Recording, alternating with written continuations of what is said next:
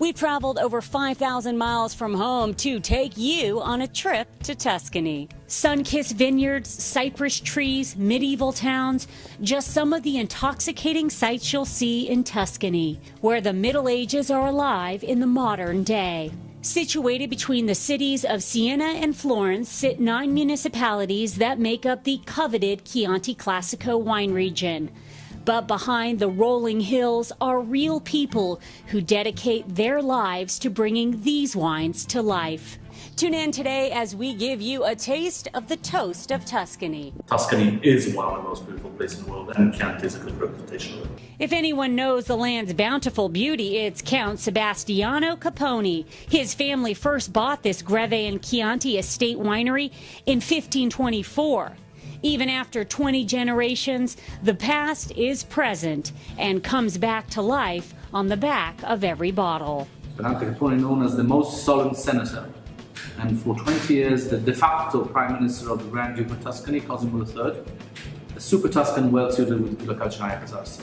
But their ancient history doesn't keep them from forward thinking. For the production part, I have two very good cellar masters, one woman and one man, and which is because it's very important to have both palates, because women and men have different palates. How do you think men and women's palates are different?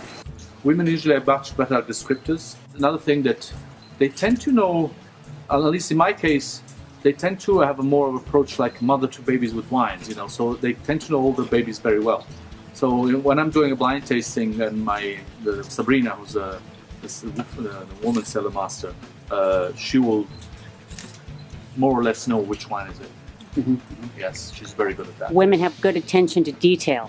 Men have vision, women take care of nitty-gritty details. That's usually that is usually the case. They're the dreamers. I know. We make it happen. Exactly. Established in 1385, Antinori's ancient roots run deep.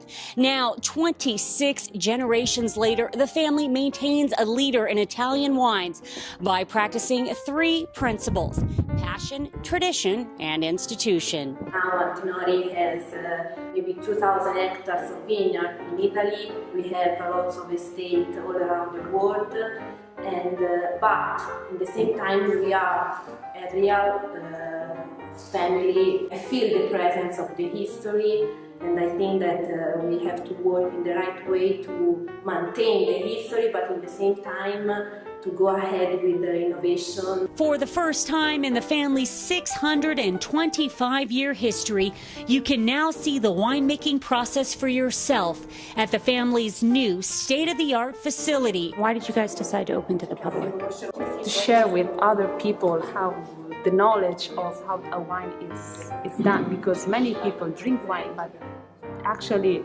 know nothing about how a wine is made. And here we wanted to teach people what's behind a glass of wine. And what's the reaction been like when people come?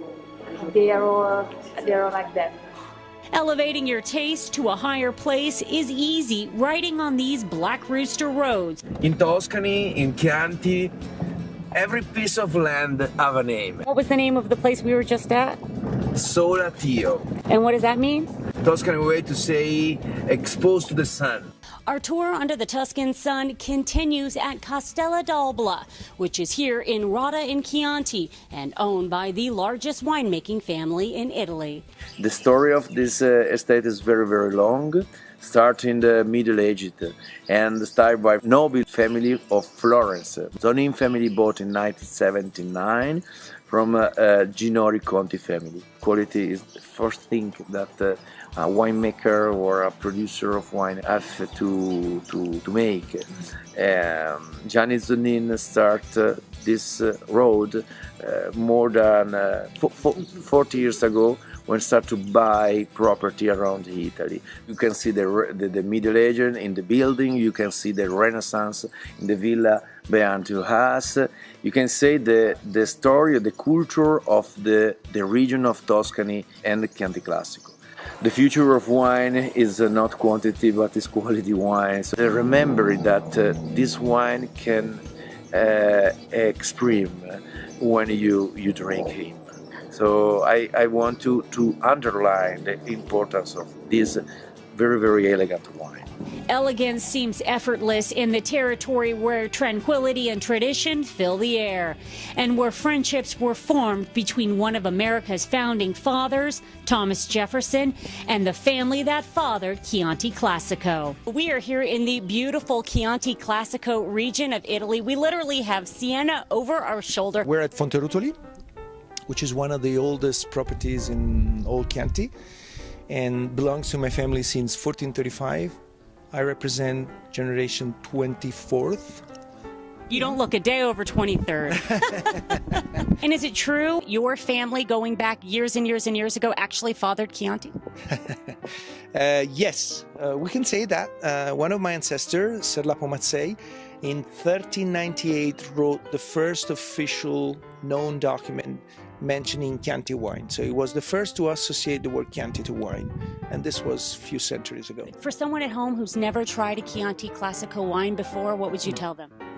I would say the Chianti Classico is a great wine and is one of the best wines to pair with food.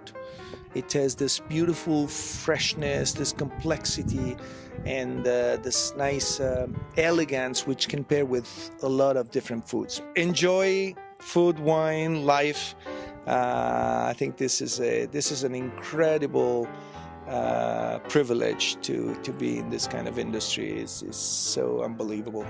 A privileged lifestyle is postcard perfect here, where the pursuit of life, liberty, and happiness is attainable under the Tuscan sunset and around any Toscano table. Well, drink to that. How do we say cheers in Italian? We say cheers, saluti, arrivederci. Or... Arrivederci. What does that mean? Arrivederci. I'll see you again. I hope so. I will see you again. Thank you so much.